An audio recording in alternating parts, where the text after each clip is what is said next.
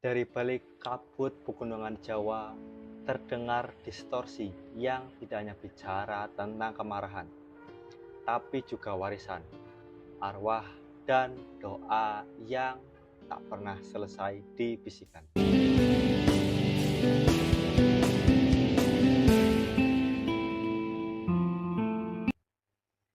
Halo semuanya, saya Abdul Dak. Saya tumbuh di dunia black metal, dunia yang gelap, penuh teriakan, dan penuh keresahan. Tapi ketika mengenal Javanese black metal, rasanya seperti pulang. Karena musik ini bukan cuma keras, tapi mengandung aroma tanah, nafas leluhur, dan spiritualitas yang tidak banyak dibicarakan. Javanese black metal bukan sekedar style ataupun sebuah genre.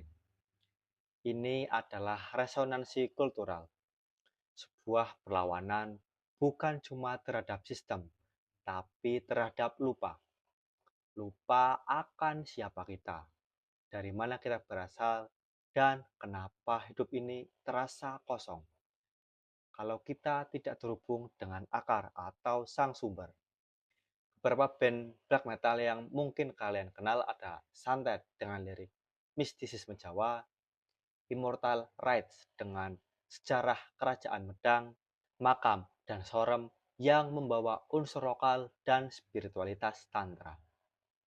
Ciri khas mereka ada yang menggunakan gamelan, sinden, langgam, mantra, bahasa Jawa kuno, bahkan teriakan yang terasa seperti jerit doa yang dikirim ke langit kelima. Dalam kosmologi Jawa, hidup kita tidak berdiri sendiri. Ada yang tak kasat mata, ada yang tidak terlihat, dan semuanya saling berhubungan. Ada realitas yang melampaui semua indera yang kita miliki. Kita mengenal tapa berata, tirakat, laku, sepi, ing pamrih. Kita berdoa tanpa suara. Kita percaya bahwa tanah ini menyimpan jejak arwah dan kesadaran. Black metal Jawa mencoba menyentuh ruang-ruang itu, gelap tapi suci. Ruang sunyi tapi penuh dengan makna. Saya pribadi pernah berada di titik nihil. Saya bertanya, untuk apa semua ini? Hidup, mati, musik, bahkan spiritualitas. Apa maknanya? Ketika bencana COVID melanda, ketika saya juga mengalami dampaknya, ketika saya mengalami kegagalan atas tidak mampunya saya meraih banyak cita-cita. Semua hal yang saya anggap berharga, semua hal yang saya anggap bermakna, semuanya runtuh. Saya baru sadar bahwa sejatinya hidup ini adalah kenihilan, kekosongan tanpa makna. Justru kita sendirilah manusia yang memberi makna pada kehidupan ini.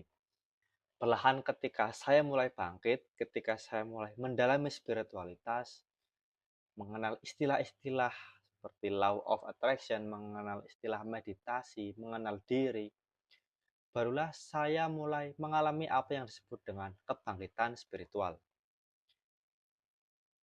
Dan salah satu tradisi kebangkitan spiritual yang saya coba pahami adalah dengan memahami spiritualitas Jawa.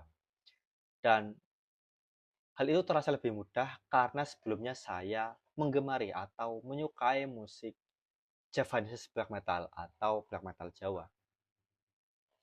Sehingga ada relevansinya, ada korelasinya. Ketika saya mendengar musik seperti ini, saya tidak mendengar kemarahan. Saya mendengar panggilan, seolah ada yang memanggil dari dalam tanah.